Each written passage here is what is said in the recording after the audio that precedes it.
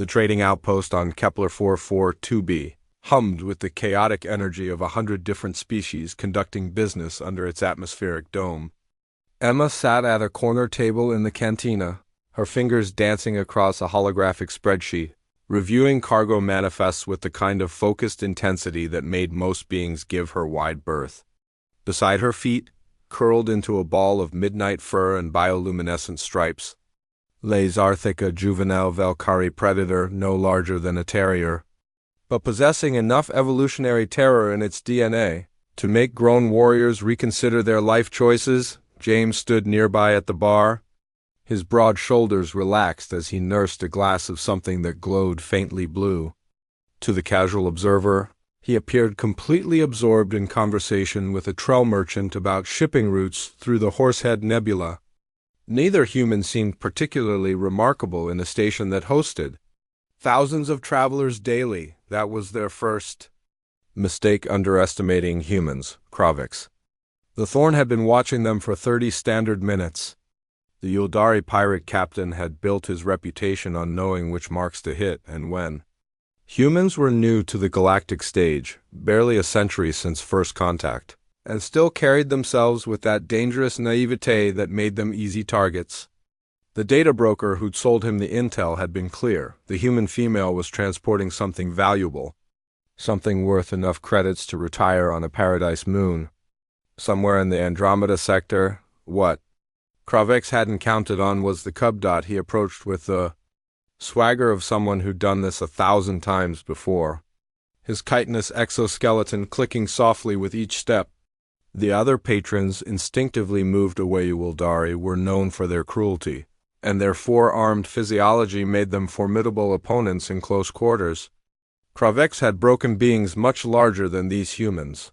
Human female, he rasped in trade common, his translator unit struggling with the consonants. You carry something that belongs to my employer.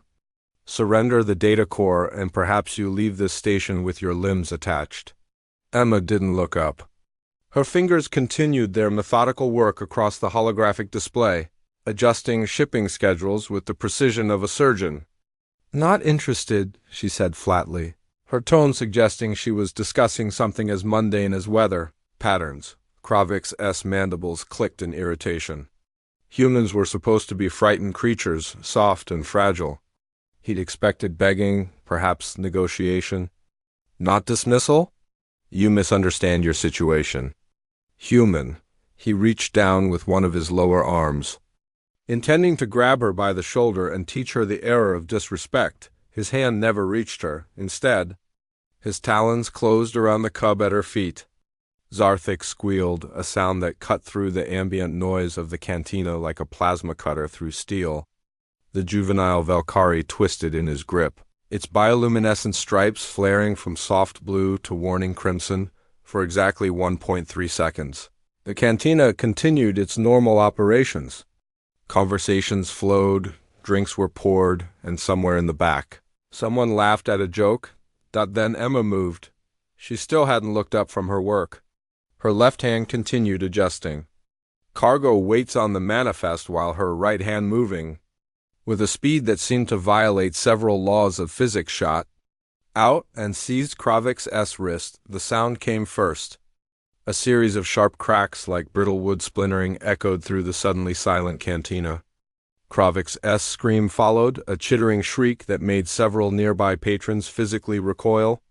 His exoskeleton, designed to withstand small arms fire and the vacuum of space, cracked and splintered under Emma's grip like cheap ceramic. She squeezed. Every metacarpal shattered, every carpal bone fragmented. The radius and ulna both snapped with sounds like breaking branches. Kravix dropped to his knees, his remaining 3 arms scrabbling uselessly as Emma continued to systematically destroy every structural element in his limb, working her way up toward the elbow with the methodical patience of someone following a checklist. Emma, James said from the bar, not turning around, his voice carrying the mild tone of someone pointing out a minor inconvenience. You're making a scene. He touched Shar, Emma replied, still not looking up from her manifest. Her grip shifted slightly and Kravix's screaming reached a new pitch as his humerus gave way with a wet crunch. I'm being proportional. The juvenile predator squirmed free from Kravik's now useless grip and scampered back to Emma's feet, chirping indignantly. Its bioluminescent stripes pulsed in agitated patterns. James sighed and finally turned from the bar. He walked over with the casual gait of someone checking on a minor disturbance, his drink still in hand. He looked down at Kravik's, who had gone pale or whatever color. Yuldari went in shock and was cradling his completely ruined arm against his chest. You grabbed the cub, James observed, taking a sip of his drink. Bold strategy. I didn't know ... double quotes, Kravix wheezed through his translator. That's the thing about humans, James continued conversationally, crouching down to be at eye level with the pirate. We're pack-bonding species. Evolutionary trait. We adopt everything, even apex predators. And once we've bonded with something? He gestured to Emma, who had finally looked up from her work, her expression showing all the warmth of a supernova collapse. We become something considerably more dangerous than whatever we've adopted. Station security arrived 7 minutes later, their weapons drawn but unnecessary. Kravix had long since stopped struggling, his body shut down from shock and pain. Emma had returned to her manifests. James had returned to his conversation about shipping routes, and Zarthik dozed peacefully at Emma's feet. Its stripes returned to their gentle blue glow. The security captain, a grizzled Corvin with cybernetic enhancements, took one look at the scene and holstered his weapon. Let me guess, he said wearily. Someone touched the human's pet? Cub, Emma corrected without looking up. Shar's family. The captain made a note on his datapad. Right, family.